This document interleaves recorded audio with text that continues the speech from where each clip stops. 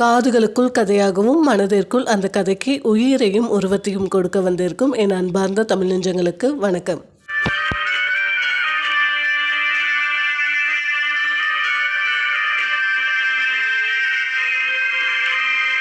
போன பாகத்துல கடல்ல இருந்து கிடைச்ச அந்த செம்புல இருந்து வந்த பூதத்தை விடுவிக்கிறான் அந்த மீனவன்.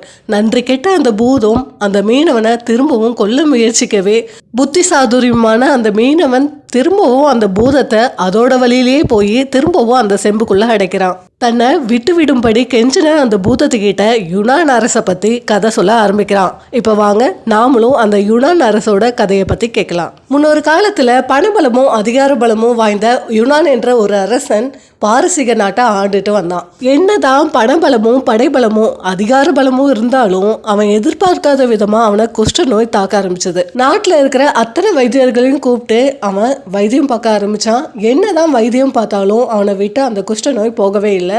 ரொம்பவே அவதிப்பட்டான். யுனான் அரசன் குஷ்டத்தால கஷ்டப்பட்டு இருக்கிறத தெரிஞ்ச தூபான் என்ற சன்னியாசி ஒருவர் அவரை பார்க்க வந்தாரு. இவர் வைத்தியம் பார்ப்பதில் கை தேர்ந்தவர், முறையாக வைத்தியத்தை கற்றுக்கொண்டவரும் கூட.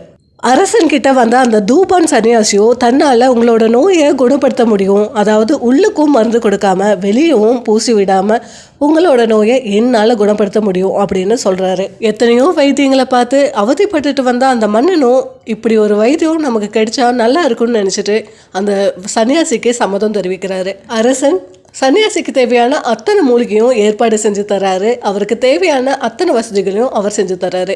இப்ப அந்த சன்னியாசி அவர் கொடுத்த அந்த மூலிகையெல்லாம் பயன்படுத்தி வீரியம் மிகுந்த ஒரு மருந்தை கண்டுபிடிக்கிறாரு. இப்ப மன்னன் கிட்ட போன அந்த சன்னியாசியோ உங்களுக்கு தேவையான மருந்து தயாராயிடுச்சு, நாளைக்கு காலையில நீங்க பந்து விளையாடும் மைதானத்துக்கு வாங்க, அங்க வச்சு உங்களுக்கு அடுத்தது என்ன செய்யலாம்னு சொல்றேன் அப்படின்னு சொல்லிட்டு போயிடுறாரு. இவரும் அடுத்த நாள் காலையில அமைச்சரோடையும் சில சிப்பாய்களோடையும் அந்த மைதானத்துக்கு போறாரு.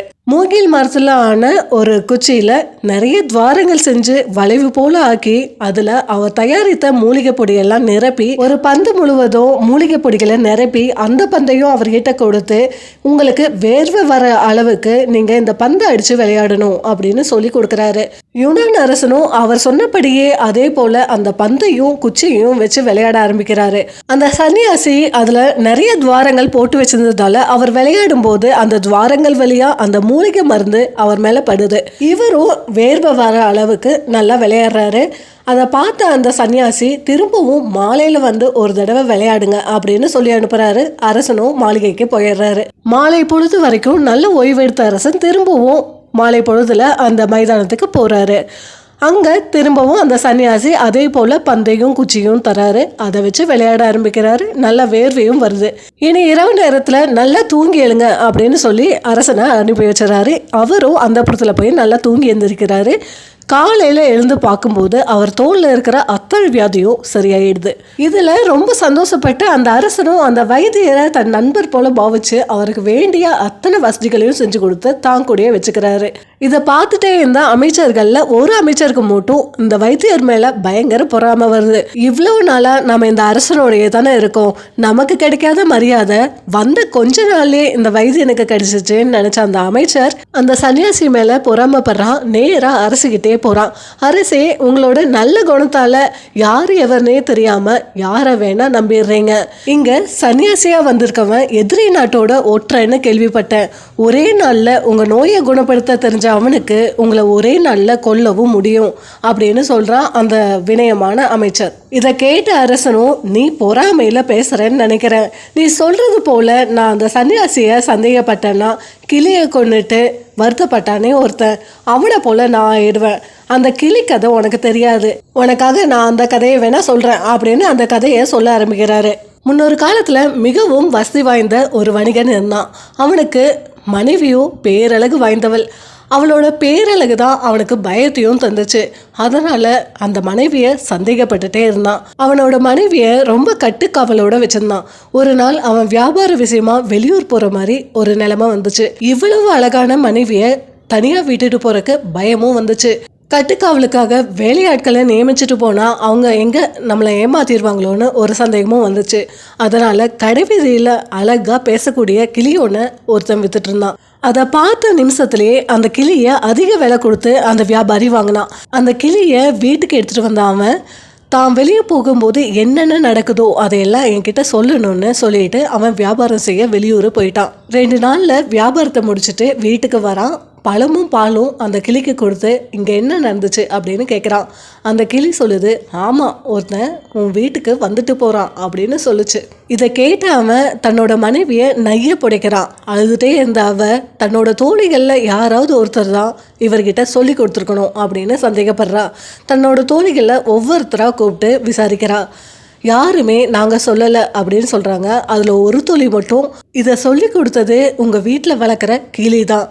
அந்த கிளி உன்னோட கணவர்கிட்ட பேசிட்டு இருந்ததை நான் பார்த்தேன் அப்படின்னு சொல்கிறா. திரும்பவும் 2 நாளில் வியாபாரத்துக்கு அந்த வணிகன் வெளியே போகிற மாதிரி ஒரு நிலைமை வருது. பகல் நேரம் இருக்கும்போது அந்த மனைவி தன்னோட தோழிகளை கூப்பிட்டு உரலில் கொண்டு வந்து வீட்டுக்கு நடுவில் வச்சுட்டு உரலில் மாவை இடிக்கும்படி சொல்கிறா. இன்னொரு தோழியை கண்ணாடியோட பிரதிபலிப்பு அந்த கிளியோட முகத்துல படுற மாதிரி செய்ய சொல்றா. ஒரு தோழிய கிளி மேல தண்ணியை தெளிச்சு விட்டுட்டே இருக்கும்படி சொல்றா. அவளும் அதே மாதிரி செய்யறா.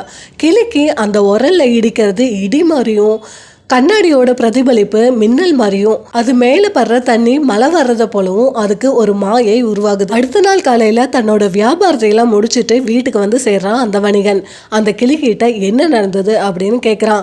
அதுக்கு அந்த கிளி, நேற்று ஒரே மழை, இடி, மின்னல், என்னால் எதையுமே கவனிக்க முடியல அப்படின்னு சொல்லுது. இவனுக்கும் அதிர்ச்சியாக இருந்தது. ரொம்ப நாளாகவே இங்கே மழை பெய்யாமல் இருக்குது. இந்த கிளி சொல்கிறதெல்லாம் பொய் போல இருக்குது. இந்த கிளியை நம்பி நான் என் மனைவியும் சந்தேகப்பட்டுட்டேன் அப்படின்னு நினைச்ச அவன் கோபத்துல அந்த கிளியை தரையில போட்டு அடிச்சு அதையும் கொல்றான். சில நாட்களுக்கு பிறகு அவளோட துரோகத்தை அவளோட தோழி மூலமா தெரிஞ்சுக்கிறான் அந்த வணிகன். அவளோட துரோகத்தை நேர்லயே பார்த்த வணிகன் அவங்க 2 பேத்தையுமே கொல்றான். தனக்கு விசுவாசமா இருந்த அந்த கிளியை அவசரப்பட்டு கொண்டுட்டோமேன்னு ரொம்பவே கவலைப்படுறான். இந்த வணிகனை போலவே உன் பேச்சை கேட்டுட்டு நானும் முட்டாள்தனமா எந்த ஒரு காரியத்தையும் செய்ய நினைக்கல அப்படின்னு சொல்றாரு அரசர். அதை கேட்ட அந்த மந்திரி, அரசே, நான் உங்க மேல இருந்த அன்புல தான் நான் இதை சொன்னேன். அந்த சன்னியாசி மேலே எனக்கு எந்த ஒரு வெறுப்பும் பகையும் இல்லை. என் மேலே ஏதாவது தவறு இருக்குன்னு தெரிஞ்சா நீங்கள் சிந்துபாத் தன்னோட மந்திரியை கொன்னது போல என்னையும் கொன்றுங்க அப்படின்னு சொல்கிறான். உடனே அந்த அரசன், யார் அந்த சிந்துபாத், ஏன் மந்திரியை சிந்துபாத் கொன்னா அப்படின்னு அந்த மந்திரி கிட்ட கேட்குறாரு. மந்திரியும் சிந்துபாத்தோட கதையை சொல்ல ஆரம்பிக்கிறான். இந்த கதையை நம்ம அடுத்த பாகத்தில் பார்க்கலாம். இந்த சுவாரஸ்யமான 1001 இரவுகள் அரேபிய கதைகளை தொடர்ச்சியாக பார்க்கணும்னு நினைக்கிறவங்க நம்ம தமிழ் ஸ்டோரி பார்ட் சேனலுக்கு சப்ஸ்கிரைப் பண்ணி வச்சுக்கோங்க. இந்த சிந்துபாத் மந்திரி கதையோட உங்களை அடுத்த பாகத்தில் வந்து சந்திக்கும் வரை உங்களிடம் இருந்து விடைபெறுவது உங்கள் தமிழ் ஸ்டோரி பார்ட் சத்யா.